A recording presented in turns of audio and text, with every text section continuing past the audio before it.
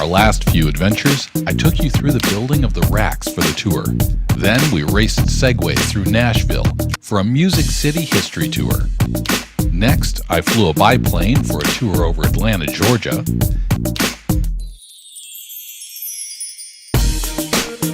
And since we were flying, it was off to iFly for some indoor skydiving. Hi, I'm Jim Ure, and I'm on a 180-day road trip around the entire United States.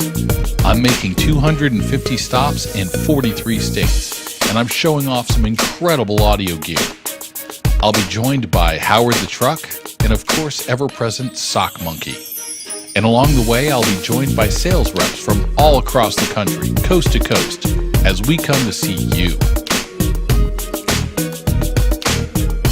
And as a bonus, I'm adding my personal bucket list along the way to add in the adventure.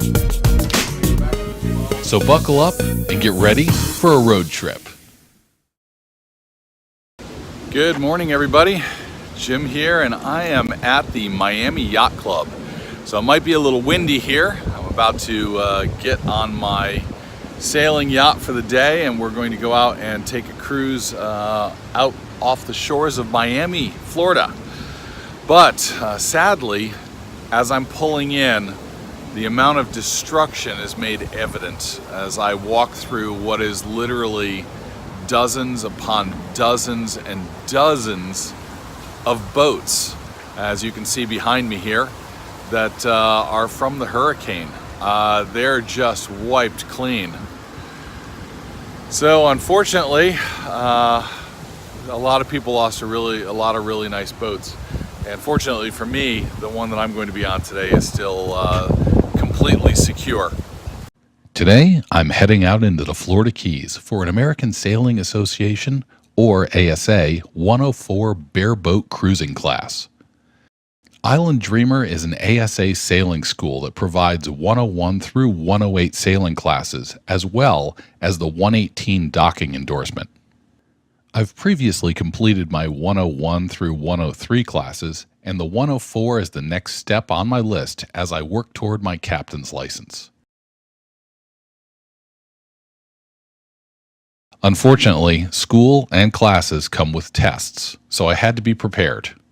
This meant hours and hours of study reading through Bareboat Cruising Made Easy.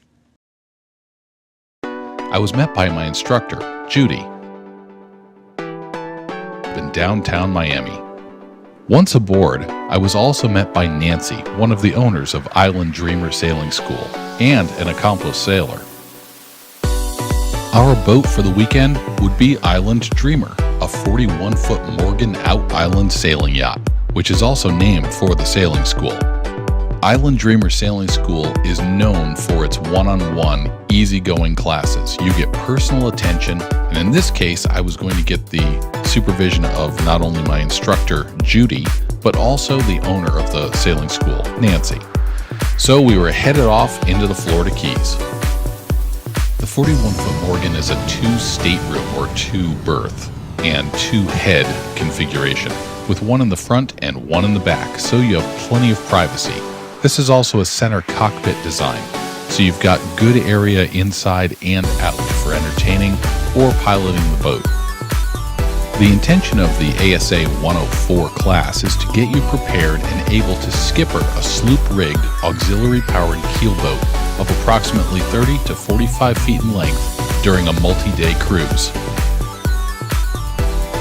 During this class, I would learn about provisioning, galley operations, boat systems, routine maintenance procedures, advanced sail trim, and coastal navigation, just to name a few.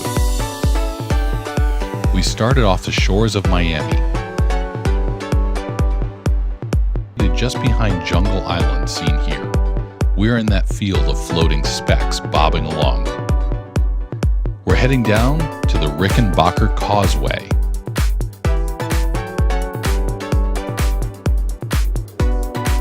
And then, from the Rickenbacker Causeway, down to the Biscayne National Park, where we'll be arriving at Sands Key for the night. Sands Key is just south of Boca Chica, and these are the northernmost islands within the Biscayne National Park and as part of the Florida Keys.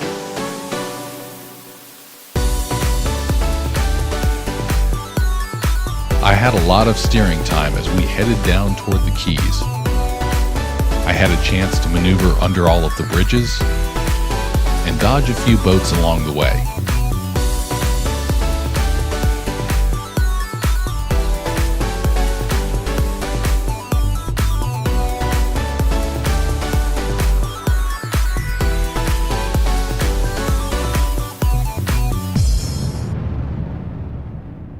By the time we got out to open ocean, I was pretty familiar with the boat's systems. Now it's time to raise the mainsail.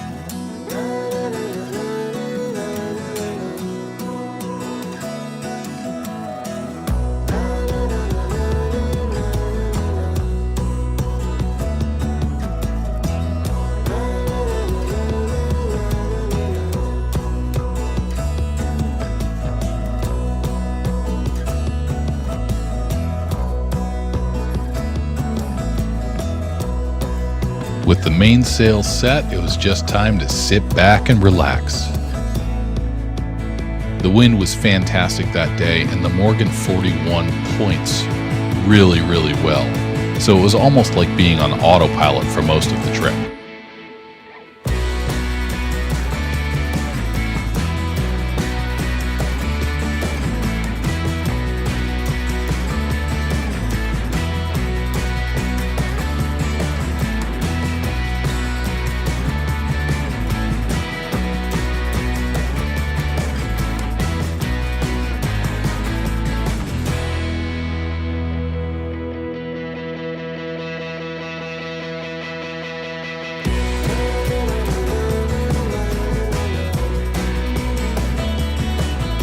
Along the way, we passed Stiltsville. This is a group of wood stilts houses located 1 mile south of Cape Florida. This is just north of the Biscayne National Park and the Florida Keys. The structures stand on wood or reinforced pylons, generally 10 feet above the shallow water, which varies from 1 to 3 feet deep at low tide.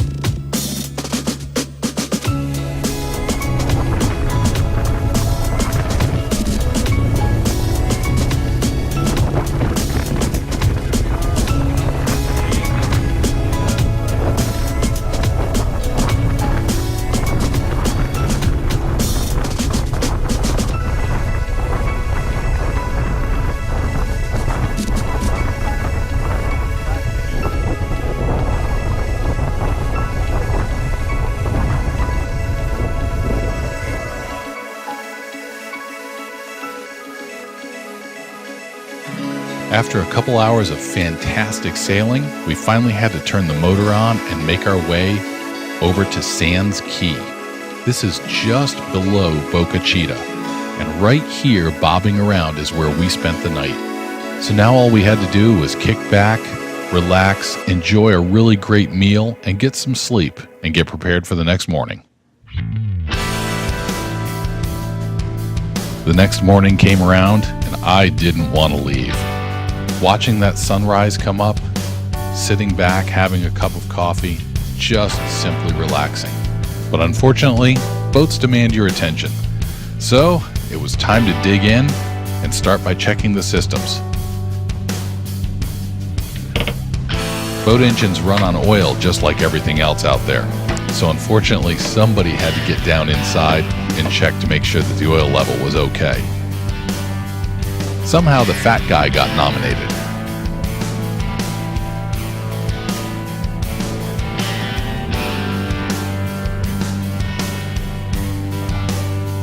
Luckily, everything was a-okay and we were ready to go.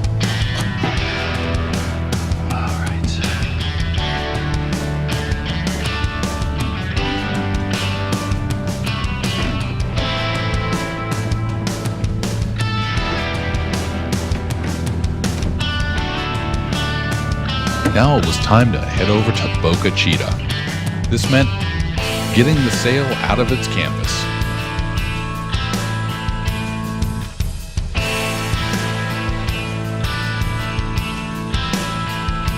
Once that was done, it was time to motor our way through the buoys and get ourselves set up for docking at Boca Chica.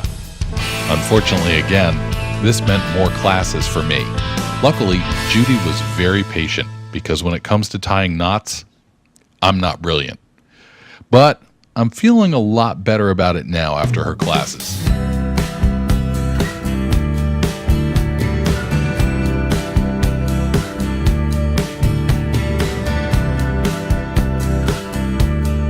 We got the fenders into position and started heading in.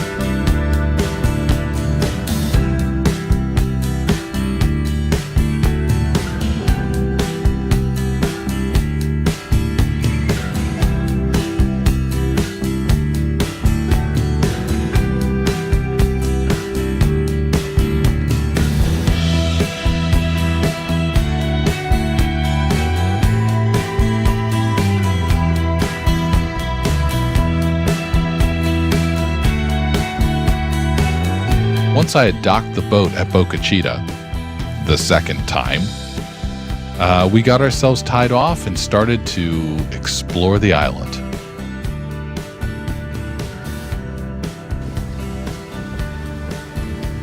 All right, so we just docked the boat on the beautiful little island of Boca Chica. So here we are, Island Dreamer, all tied off.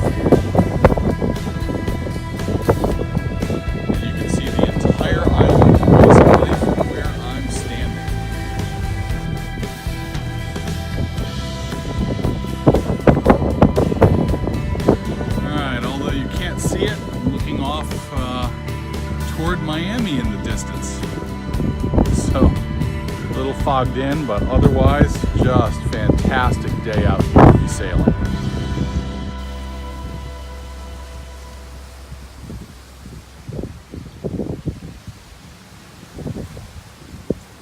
Welcome to Boca Chica Key. Unfortunately, due to Hurricane Irma damage, caution is advised. We've got submerged hazards, tipping hazards, trail hazards. Hurricane Irma did a lot of damage down here. Luckily, if you're on a boat and you're coming into this dock, it's $25 per night. Includes one vessel, up to 6 people.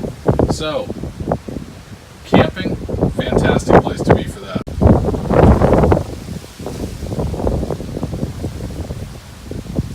Awesome day to be in the Florida Keys in the subtropics. Palm trees, fantastic weather. Island Dreamer is handling fantastically as well. This was my first docking in a full keel boat. I blew it. I had to do it again.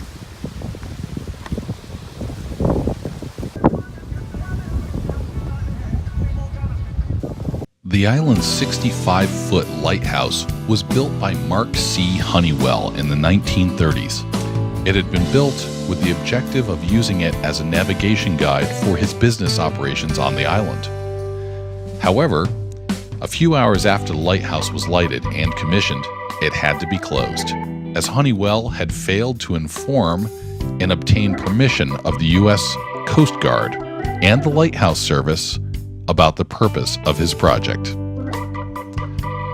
There's no drinking water or electricity, no sales facilities, sinks, or showers. The key includes a campground, which is $25 for an overnight docking fee. The cleated bulkhead seen here with Island Dreamer is the only area for boat docking. Pets are not permitted on the island or on the boats in the harbor. The observation deck of the 65-foot tall lighthouse provides a fantastic view of islands, bay, ocean, and the Miami skyline. If park employees are around, they may be able to open the observation deck door for viewing. It was really interesting going along the beach and seeing that what was, in my opinion, white sandy beaches was in actuality crushed shells. These shells had been washing in and out with the tide for centuries. And as you can see here, as it layers up after decade after decade after century, little by little, limestone is formed. And we can see it here as the little pieces are, over time and with pressure, creating limestone. As we went along the shore, we also found blue buttons. These blue buttons have what looks like a cellophane sail on them, and they drift along the ocean until they hit shore. They're very much like the Portuguese man-o'-war. Speaking of which, as we walked up the beach, we found plenty of Portuguese man-o'-war. The Portuguese man-o'-war is a highly venomous, open ocean predator that superficially resembles a jellyfish, but is actually a siphonophore. Each man-o'-war is actually a colony of several individual organisms that each has a specialized job and are so closely intertwined that they can't survive alone. In this manner, the larger colony consists of a float that keeps the colony at the sea surface, a series of long tentacles that are covered with stinging cells, a rudimentary digestive system, and a simple reproductive system. It uses its feeding tentacles to sting and paralyze small fish and other invertebrates. The feeding tentacles can be up to 160 feet long. Sadly, we had to say goodbye to Boca Chica. It was time to head home. We got back on board Island Dreamer and started to head out through the buoys. Once we were clear and in open water, we raised the mainsail. Now all we have to do is sit back, relax, enjoy the breeze, and listen to some tunes.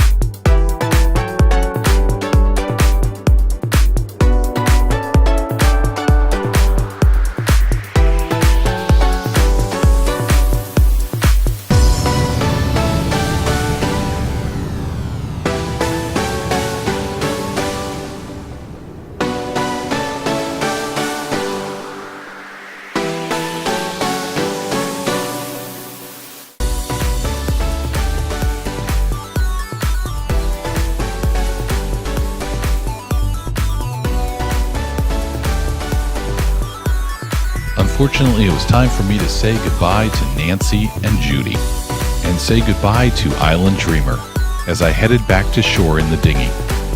For those of you that are interested, Island Dreamer Sailing School is definitely a great choice. If you want the real feel of a real boat, take out Island Dreamer.